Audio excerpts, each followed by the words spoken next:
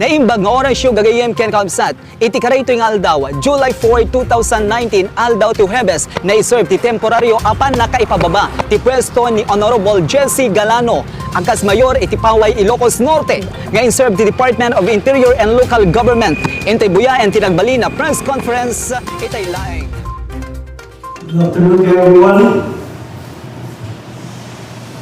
Time has come which all of us has expected to happen. That rich and influential will continue to disregard the clear mandate of people bestowed upon me and Mayor Jessie E. Galano. The people had already spoken, and yet the losers refused to accept the verdict. But as a public servant, I am more than willing to abide with the rules and orders which I presume to be legal. As provided in the advisory, I will now obey and follow, but I will want to emphasize that I am discharging the duties of the mayor based on the directive of the DLG. I am fully aware that the people of Paoay have clothed me with a clear mandate as municipal vice mayor of this beautiful town. As such, I will serve as what the majority of the Paoaynos wanted me to do. But for the meantime, and while Mayor Jessie Galano is seeking relief, I will take care of the office and serve the people Mayor Jessie Galano wanted it to be. He will be my advisor in all matters to make Paoay great. I will continue to pursue the service that Mayor Galano had launched, particularly the people from Paoay. Always remember that these people from Paoay had empowered the Galano Acdal team, and that I will never betray. Thank you. Kas makita ka po, di itid mi, dito yung servisyo nga para kanyang itipasit, kin maligriga. Dito tayo muna matala-tala po. Well, with all due respect, when I got hold of the memorandum, I believe this is merely a circular or an advisory or an opinion of the Secretary of the ILG. I said that as an opinion because it does not even cite any provision of the law or any Supreme Court decisions wherein they have based their directive for Mayor Galano to step aside for the meantime while waiting for the result of his case.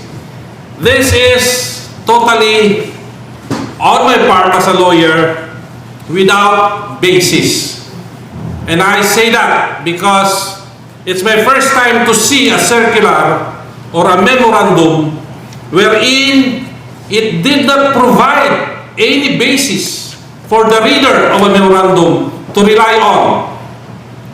As a practicing lawyer, I always look into the legal basis of any pronouncement.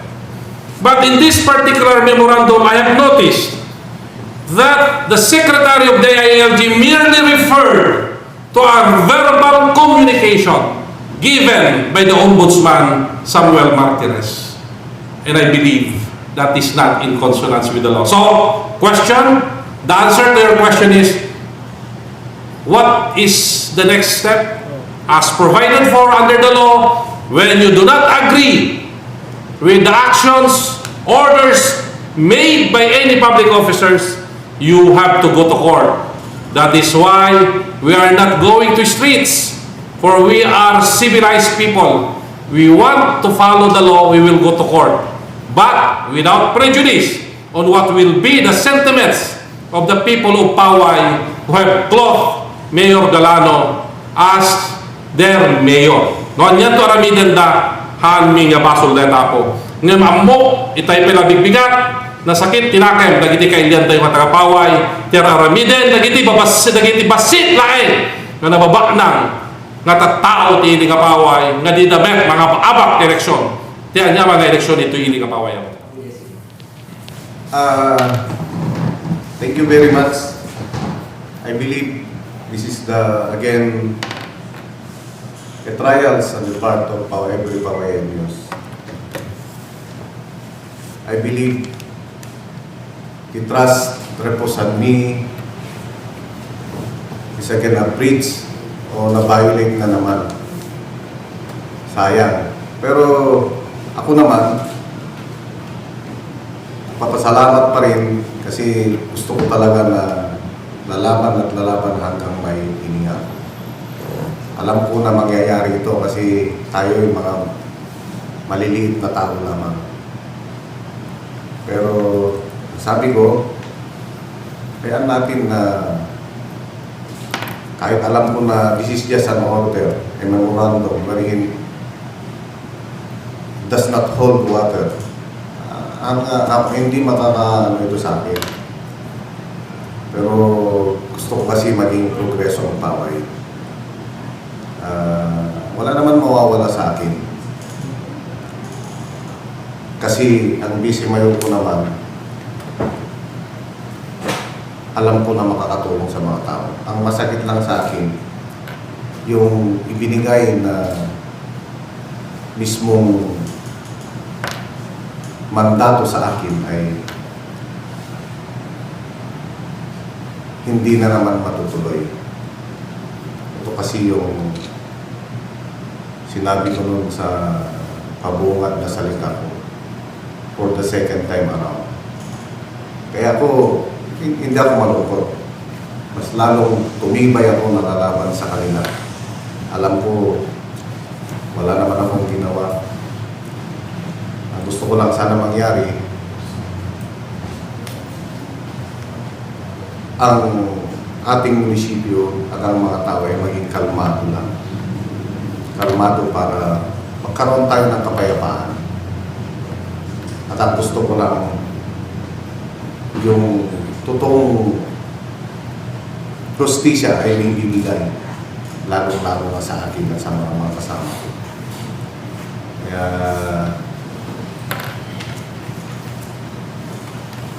masakit din, pero alam ko, basta tandaan nyo, lalaban at lalaban ako.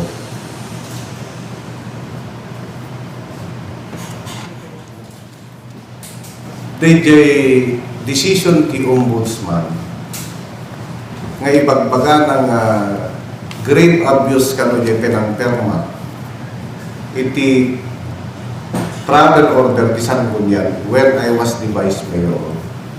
Kaya kuna ti Ombudsman, Office of the Ombudsman, wherein that time, it is the Ombudsman that time, the head is the Honorable Conchita Carpio Morales, where it's taga-Paoay. Taga-Paoay siya. Nakapatid at kamag-anak ng mga kasama at naging nakalaban ko. Sabi nila, grave abuse of discretion. Kaya ang nailagay doon na penalty ko, perpetually disqualified to hold office. Pero nag-MR tayo, ganun pa rin. Apat ang bumoto, isa yung nag-dissent. Ngayon, before election, lumabas ang decision na talaga na perpetually disqualified daw ako, sabi ng Court of Appeals. Pero sabi ko naman, hindi. Kaya ngayon, nag-apela o nag-petition kami for the review of the decision of the Court of Appeals based on the decision also of the Office of the Ombudsman. Kaya ngayon, seasonably filed po kami o nakapila po kami on time ng petition sa Supreme Court. Kaya yung kaso na ibinigay sa akin ngayon ay nasa Supreme Court pa lang. Wala pang finality. Ibig sabihin, hindi ko pa pwedeng iserve yan kasi nahihir pa yung kaso ko. Ang pagkaalam ko naman, wala ka pa namang kasalanan kung hindi pa naman wala pang pinal na pagbasa ng iyong kasalanan na lalong-lalo na ang Korte Suprema. Kaya hindi ako mag-step down, dito lang ako. Pero alam nyo, ang visit ko nandyan naman. If the DILG orders that he will assume, he will assume. And I will be here also helping him. Parang bababa sa pwesto. So, kayo Anong ibig kong sa bababasa? Pwede naman tayong bumaba sa hagdan ha. I mean, kayo pa rin yung magmamanage ng munisipyo ngayon. Iba kasi yung ibig sabihin ng manage and operate at saka iba yung magiging acting mayor. May order siya na parang siya daw yung acting mayor. That is ordered by the DILG. That is ordered by the DILG. The answer of Mayor Galano is for him to act as advisor to help the acting mayor. We have an acting mayor. When somebody is designated as acting mayor, he will do the work of the regular mayor. That's why he's acting mayor. But this DILG is just an order. Kaya it's up to me whether I will follow or not. But because may order na siya, tutulungan ko na siya. Pero hindi ibig sabihin na babayaran ko na siya o bababa na ako. When gusto ko lang magpasalamat sa mga bumoto sa akin, bumoto sa amin. Pero rest assured, hindi po kami matutulog, kundi lalaban tayo hanggang sa huling hininga. Yun lang. Alam ko na mahirap talaga ito. Pero kailangan ito kasi para sa ikabubuti ng Paoay. Kung walang lalaban ngayon, sino ngayon? Kung walang tatayo, sino? Dapat ngayon na nagkaroon na tayo ng malakas na paniniwala na kaya natin ibain ang mga arikratura, mga elitista, dapat magtulungan tayo. God bless. Life must go on. Walang problema sa akin yan. Mayorship is just our position. But in serving the people, kahit hindi ka mayor, kahit simpleng tao ka lang, makapagsilbi ka pa rin. Yun po ang aking adhikain. Any further information, what is important is that Mayor Galano will remain in the office with Dr. Acdal as acting mayor. Everything will go on smoothly. Rest be assured that the department heads who are now rejoicing will have a temporary victory because Dr. Acdal will continue what Mayor Galano had started. You will not be triumphant in your prayers, for God will not reward you, because the people of Paoay, you are only few. The people, the majority spoken, they want Galano Acdal, not your bet. Your bet is a loser. She will always be a loser forever. Thank you.